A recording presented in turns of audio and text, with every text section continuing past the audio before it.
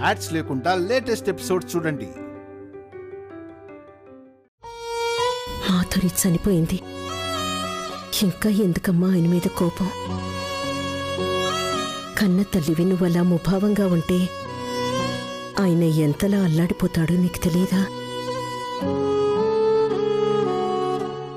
పొత్తమ్మా, జరిగింది మర్చిపోమ్మా, నా మాట విను.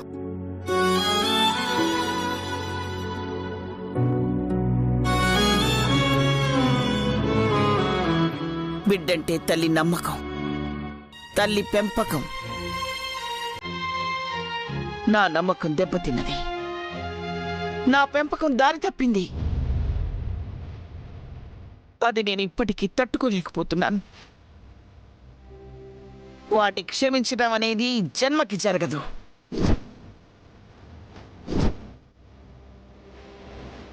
వాడిని చూసినప్పుడల్లా గతం కళ్ళ ముందు కదలాడుతుంది. వాడు చేసిన తప్పులు కళ్ళ ముందు జరిగినట్టే కనిపిస్తున్నాయి.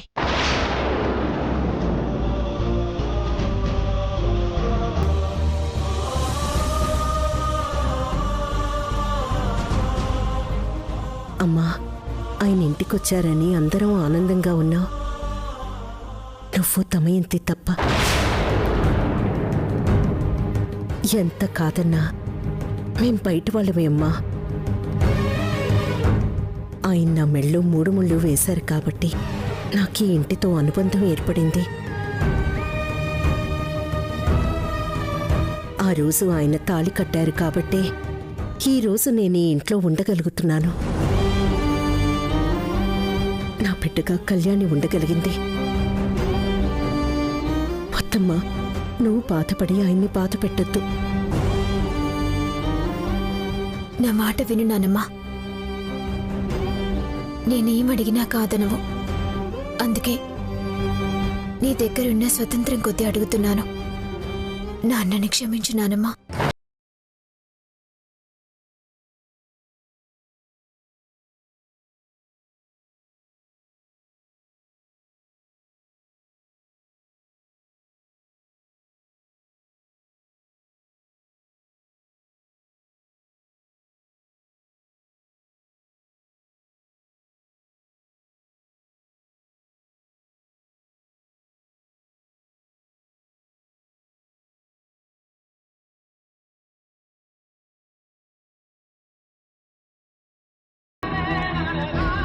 నిన్ను బాధ పెట్టాను, ఆ తప్పుకి శిక్ష అనుభవించాను.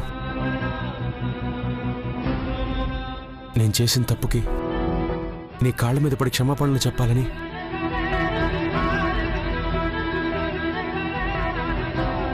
ఎన్నోసార్లు ప్రయత్నించానమ్మా.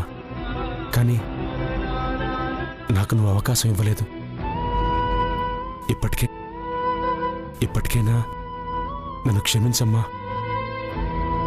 క్షమించమ్మా, నన్ను దగ్గరికి తీసుకోమ్మా.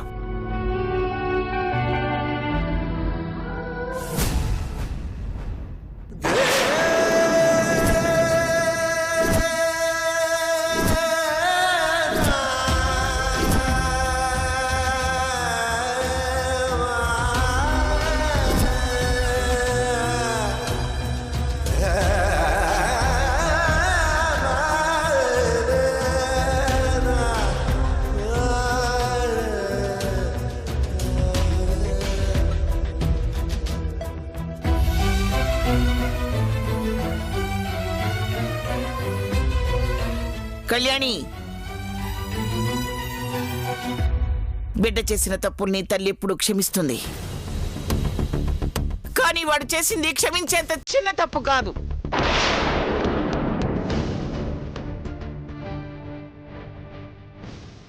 కాళ్ళ మీద పడ్డంత మాత్రాన, కన్నీళ్లు పెట్టుకున్నంత మాత్రాన నా మనసు మారదు.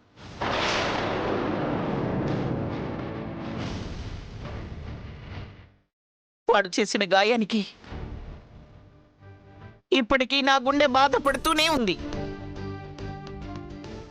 ఇంకా నన్ను బాధ పెట్టాలని చూడొద్దని చెప్పు.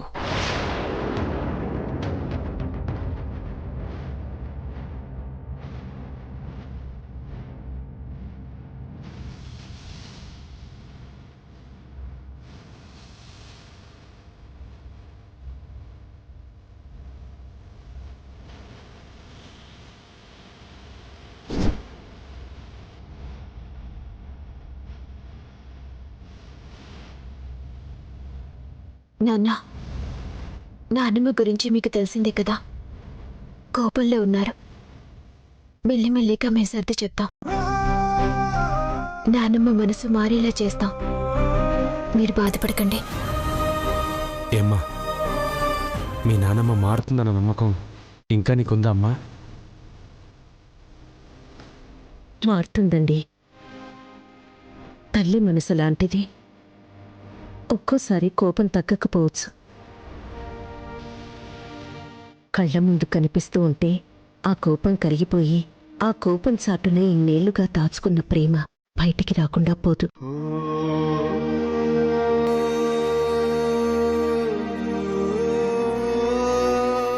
మామయ్య, అమ్మమ్మ మాట్లాడలేదని బాధపడుతున్నారు. సరే, ఈరోజు కాకపోతే రేపు మాట్లాడుతుంది. కానీ నాకు విషయం అర్థం కావడం లేదు. ఉదయాన్నే మీరు ఎక్కడికి వెళ్ళారు?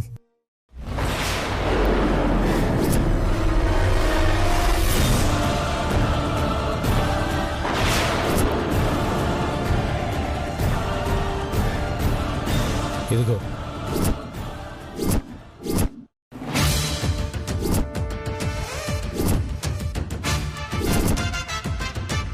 తన భర్త జీవితంలో నీలాంటి వాళ్ళు ఒకళ్ళు ఉన్నారని తెలిస్తే తనేమైపోతుందోనని నేను జైలుకి వెళ్ళక ముందు నుంచి మీరు అడిగిందల్లా ఇస్తూనే ఉన్నాను.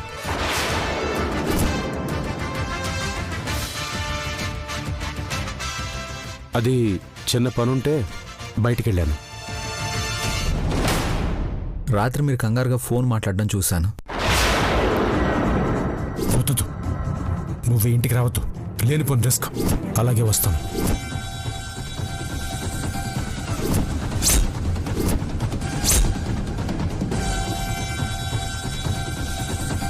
ఉదయాన్నే ఇంట్లో వాళ్ళు ఆగమంటున్నా పనుందంటూ వెళ్ళిపోవడం చూశాను.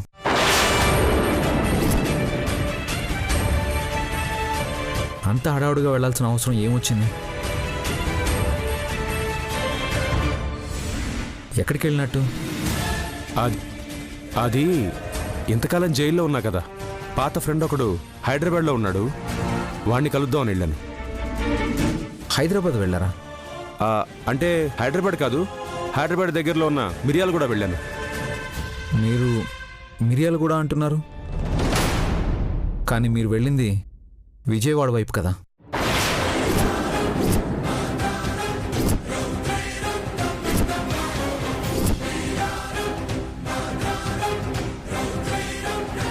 మీరు వెళ్ళే దారిలో మీ వెనక నేను వచ్చాను మామయ్య.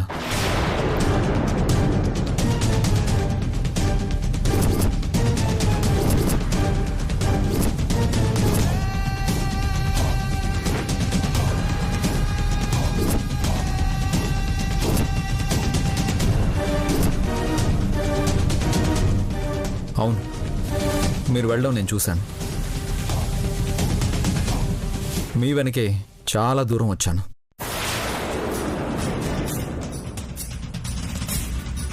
మీరు వెళ్ళింది ఖచ్చితంగా విజయవాడ వైపే. అబద్ధం చెప్తున్నారు కదూ? లేదు సూర్య, నువ్వే పొరపాటు పడ్డావు. నేను వెళ్ళింది మిర్యాలగూడనే. అయినా విజయవాడకి నేనెందుకు వెళ్తాను? నా వెనకాలే ఉందనంటున్నావు. నాకు నువ్వు కనిపించలేదే. నేనేదో పని మీద వెళుతూ చూశానులేండి.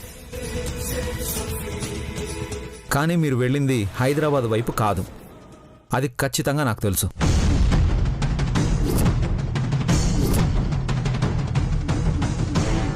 ఏంటి ఆఫీసర్ మీరు? అసలే నానమ్మ పలకరించలేదని నాన్న బాధపడుతుంటే ఇవన్నీ అడిగి ఇంకా బాధపడుతున్నారు. వదిలేయండి ఆఫీసర్, నాన్నని ప్రశాంతంగా ఉండనివ్వండి. ఏదైనా మాట్లాడాలి అనుకుంటే తర్వాత మాట్లాడొచ్చు.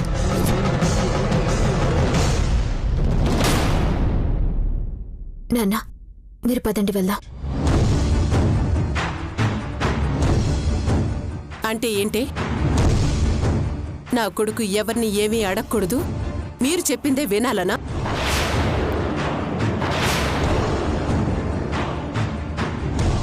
వాడడిగిన దానికి సమాధానం చెప్పలేక ఆయన తలదించుకునుంటే నువ్వు మధ్యలో దూరి తల దూరుస్తావేంటి?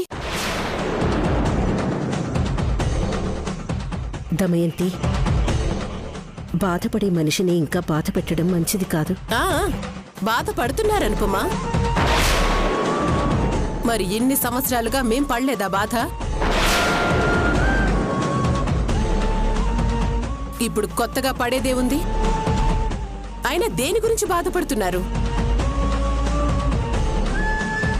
ఆయన చేసిన దాని గురించే కదా అన్నదమ్మా.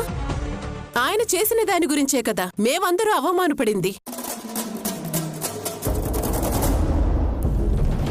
చేసిందంతా చేసి ఇప్పుడు బాధపడి ప్రయోజనమేముంది?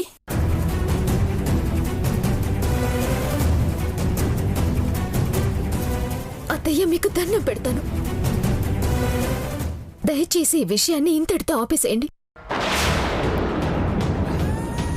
ఇంతకాలం తర్వాత మా నాన్న వచ్చారు. కళ్ళ ముందు తిరుగుతున్నారన్న ఆనందాన్ని మాకు దక్కనివ్వండి.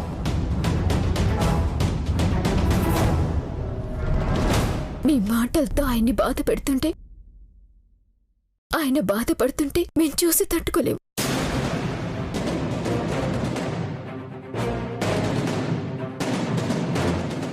నాన్న, మీరు పదండి.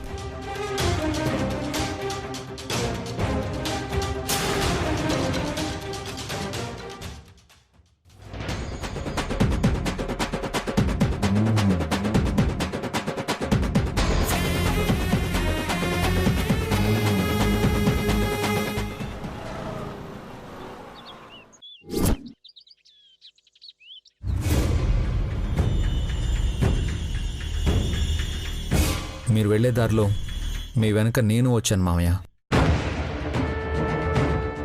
మీ వెనకే చాలా దూరం వచ్చాను. అంటే నన్ను శౌర్య ఫాలో అయ్యాడన్నమాట. ఎందుకు? నా మీద అనుమానం వచ్చుంటుందా?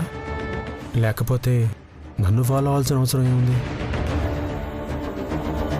లక్కీగా శౌర్య ఇంటి వరకు నన్ను ఫాలో అవ్వలేదు కాబట్టి సరిపోయింది. లేకపోతే ఇంతకాలంగా ఎవరికీ తెలియకుండా నేను దాచిపెట్టిన విషయం అందరికీ తెలిసిపోయేది. థ్యాంక్ గాడ్ కొంచెంలో తప్పించుకున్నాను. ఈసారి జాగ్రత్తగా ఉండాలి.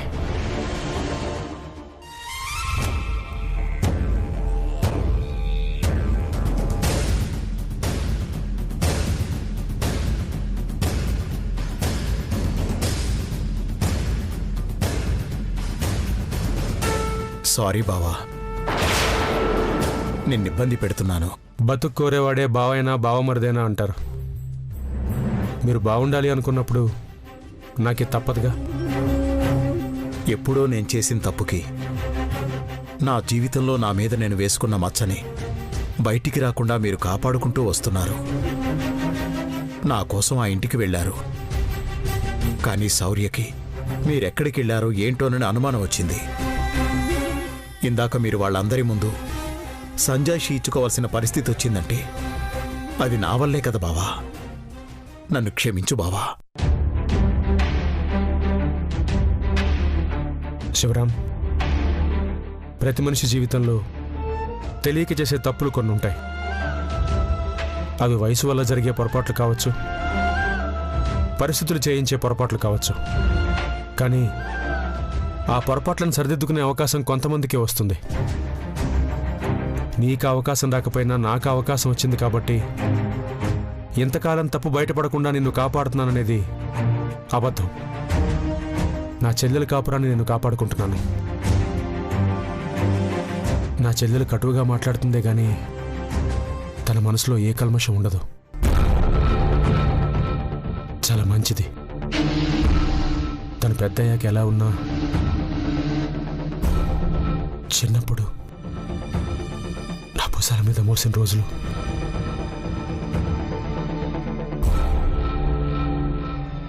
ఈ చేతులతో ఆడించిన రోజులు నాకింక గుర్తున్నాయి. అంత ప్రేమగా పెంచుకున్న నా చెల్లెలికి ఎవరి వల్ల బాధ రాకూడదు. అందుకే వాళ్ళు అడిగిందిచ్చి మీ ఇద్దరి మధ్యలోకి వాళ్ళు రాకుండా ఆపుతున్నాను. వాళ్ళిప్పటికి కూడా మీరిస్తున్నారు కదా అని మీ నుంచి డబ్బులు తీసుకుంటూనే ఉన్నారు కదా బావా. డబ్బుదే ఉంది. వాళ్ళకిచ్చే డబ్బులతో జరిగే నష్టమేం లేదు. వాళ్ళు ఇక్కడికి వచ్చి మాట్లాడితేనే నష్టం. అందుకే ఆ పరిస్థితి రాకూడదనే వాళ్ళకి నేను డబ్బిచ్చి ఆపుతున్నాను. ఎవరికైనా తన చెల్లెలు భర్త జీవితంలో ఇలాంటి చీకటి కోణం ఉంది అని తెలిస్తే లేనిపోని గొడవలు చేసి ఆ ఇద్దరూ విడిపోయే వరకు తీసుకెళ్తారు. కానీ నా వల్ల జరిగిన తప్పుని మీరు కవర్ చేస్తూ ఇంతకాలం నా కాపురాన్ని నిలబెడుతూనే ఉన్నారు. మీరు జైల్లో ఉండి కూడా మీ గొప్ప మనసుకి నేనేం చేసినా రుణం తీర్చుకోలేను బావా. రుణం తీర్చుకునే అవకాశం నీకుంది. నా చెల్లెల్ని సంతోషంగా చూసుకో. అంతకంటే నాకు నువ్వు తీర్చుకునే రుణం ఇంకొకటి లేదు. సర్లే, ఈ విషయం మనిద్దరి మధ్య ఉండాలి. పొరపాటు నా చెల్లెలకి తెలిస్తే తను తట్టుకోలేదు. నా చెల్లెలు బాధపడకూడదనే ఈ బాధని ఇంతకాలం నా గుండెల్లోనే మోస్తున్నాను. లేదు బావా, ఎట్టి పరిస్థితుల్లో తనకి తెలియనివ్వను.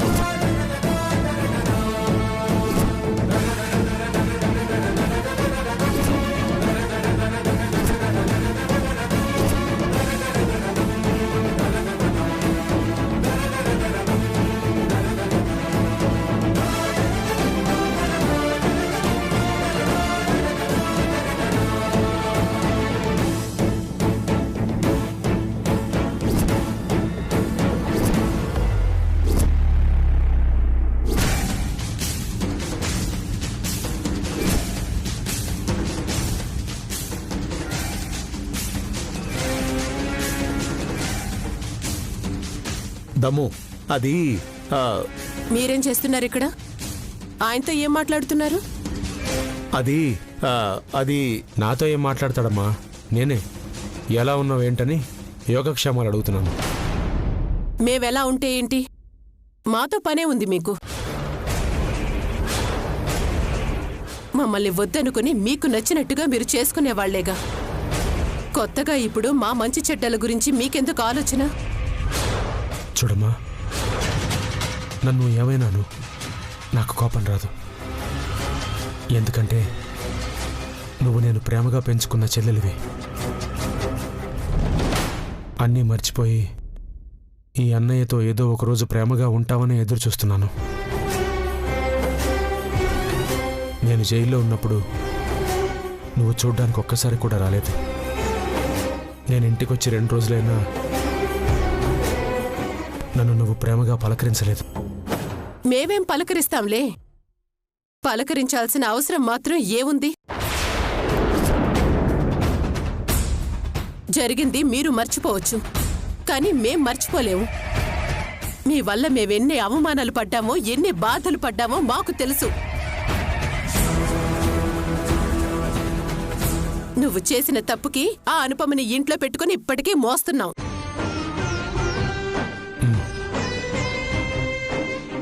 అనుపమకి నా బిడ్డకే నీడనిచ్చి మీరు చేసింది చాలా మంచి పనమ్మా.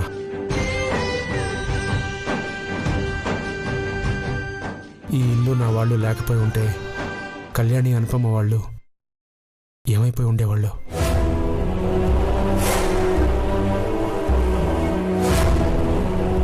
నీకు నా మీద కోపం ఉండొచ్చు, కాదన్ను.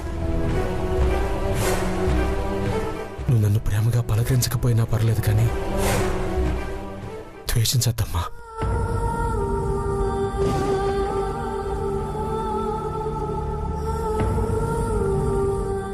అన్నయ్యగా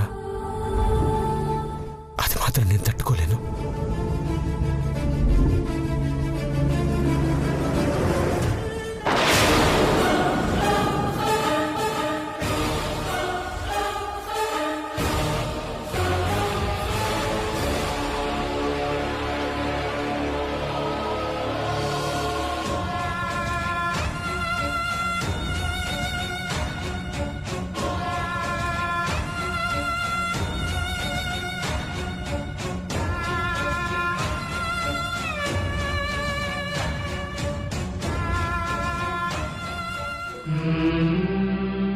ఇప్పుడు ఇవన్నీ బాగానే చెప్తారు, మరి చేసినవి? ఆయన చేసిన పనుల వల్లే కదా ఈరోజు ఇల్లు ఇలా ఉంది.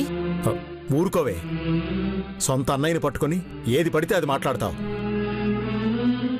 అది సరే, మీరేంటి మా అన్నయ్య దగ్గర బెదురుగా మాట్లాడుతున్నారు? ఆయనేదో అడుగుతున్నారు, మీరేదో చెప్తున్నారు. ఏంటి మీరిద్దరూ మాట్లాడుకునేది? మేమేం మాట్లాడుకుంటామే, మీ అన్నయ్య చెప్పాడు కదా, అదే మాట్లాడుకున్నాం. కొత్తగా ఏం మాట్లాడుకోలేదు. ఆగండి.